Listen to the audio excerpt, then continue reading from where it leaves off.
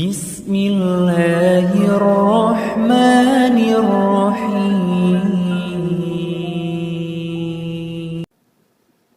Jamaah sekalian yang dimuliakan Allah Subhanahu wa taala. Yakini apapun yang terjadi dalam kehidupan kita itu semua gara-gara dosa kita.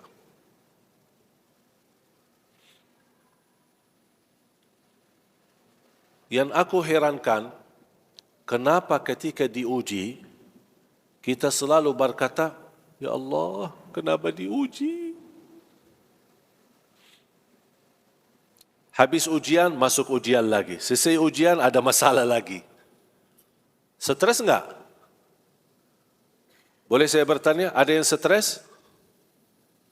Angkat tangan. Stres kan? Tak ada yang saya rasakan, orang bisa dibilang puas dalam kehidupan. Tak ada yang puas. Pasti ada hal-hal yang membuat kita stres. Cari nafkah, tidak puas. Cari kerjaan, belum puas. Beribadah, belum puas. Bermain-main, belum puas. Dapat penghasilan, belum puas. Tak pernah kita bersyukur dan menikmati apa adanya. Makanya kita merasa stres.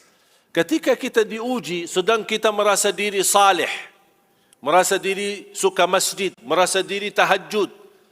Tapi bertanya, kenapa Allah uji saya? Kenapa ujian ini bagi saya berat?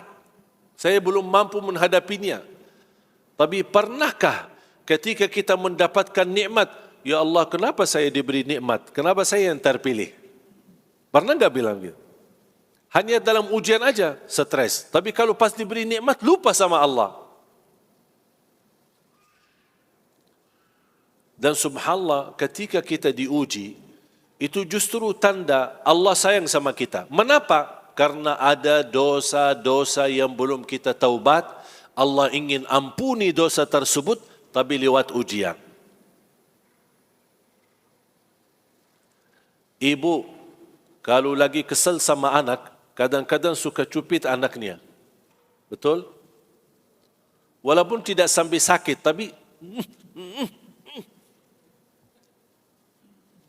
tapi kira-kira cupitan ibu kepada anak, apa ibu benci anaknya atau sayang? Pasti sayang kan? Sama Allah, kadang-kadang Allah suka cupit kita. Allah bukan menghukum kita. Dan ingat, kalau Allah menghukum kita karena dosa dan perbuatan kita, demi Allah tidak ada manusia yang bisa hidup di bumi. Tolong simpan. Surah 35 ayat 45. Surah 35 ayat 45. Sekiranya Allah berkenan menghukum manusia atas setiap kesalahannya, perbuatannya, niscaya tidak ada makhluk yang mampu hidup di bumi. Ketiduran salat subuh, tub karena hukum Allah. Tertinggal salat jamaah, tub karena hukum Allah. Satu kali bohong, tub karena hukum Allah. Habis kita, habis. Siapa yang tidak berbohong? Siapa yang tidak bersalah? Siapa yang tidak berdosa? Tapi subhanallah, kita berdosa, Allah tutupi dosa kita. Dosa lagi, Allah masih tutupi kita. Dosa lagi, Allah masih berkenan tutup dosa kita. Cuba kalau setiap dosa, bau badan kita. Dosa lagi, tambah lagi bau. Dosa lagi, keras lagi baunya. Berani enggak keluar dari rumah? Begitu dia, bau, dosanya banyak itu orang. Malu kan? Tapi subhanallah, Allah berkenan menutupi. Betapa banyak dosa, berkali-kali kita dosa, masih Allah tutupi. Tapi subhanallah, begitu kita bertaubat, Allah ampuni semuanya. Makanya taubat dan istighfar termasuk salah satu amalan yang membuat syaitan kesal. Tahu enggak syaitan kesal kenapa? Kan digoda syaitan kan? Proses syaitan menggoda kita sebentar atau lama? Ya lama sampai kita jatuh dalam dosa. Digoda sampai syaitan, subhanallah, syaitan salah satu makhluk yang tidak pernah putus asa.